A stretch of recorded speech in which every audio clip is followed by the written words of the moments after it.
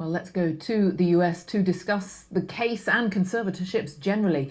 Dr. Jean Cirillo joins me, who's a lawyer and also a psychologist. Good evening, Dr. Cirillo. Well, thanks for being with us on BBC News. I mean, 13 years is a very, very long time, and Britney Spears is only 39 now. So, and we're talking, we have been speaking, in fact, about two conservatorships, wasn't there? One for money and one for health and welfare issues. One for money and one for her person. And, you know, both sides have petitioned to end it for different reasons, of course. But what they might do is end the conservatorship over her person, because that is very invasive, totally takes away anybody's freedom.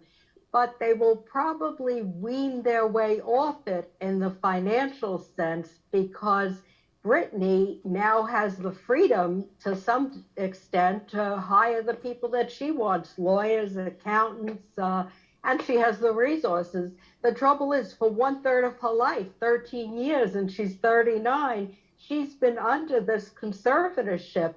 And when you take away somebody's freedom for that long, she's admitted on her Instagram post, she's afraid. Because it'll actually be entering, in a way, a strange situation for her, because she has had to answer to other people for some of the real basics in life for a long time. And she hasn't learned how to do some basic things. She hadn't been allowed to drive. She wasn't even allowed to ride in the car with her boyfriend. So she had to relearn and redo all those things over again. She will need someone to help her with her money, given the fortune she has. But if it's someone of her choice, there's much less chance that they're going to take advantage of her, as her father claimed to be so afraid of, than if it's someone who's not of her choice. And has this case reawakened the debate about the whole issue of a conservatorship? Because, I mean, there is that argument, isn't there? There is a group of people who say they are just too easy to put in place. I mean, is there some validity to that argument? Yes, it's easy in and very hard out.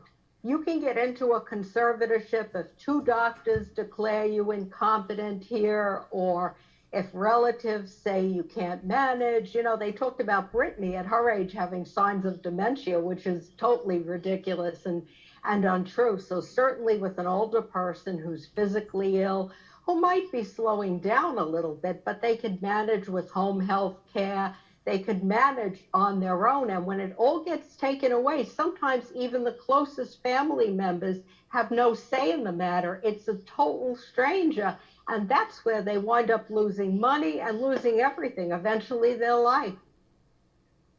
So is there a sense, do you have, that there is renewed public debate about this, that this will might ultimately actually help some other people?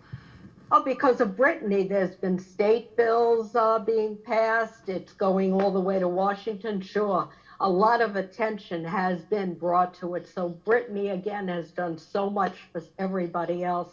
And let's hope she can do for herself, too. Dr. Jean Cirillo, thanks very much for joining us. Thank you, there in New York.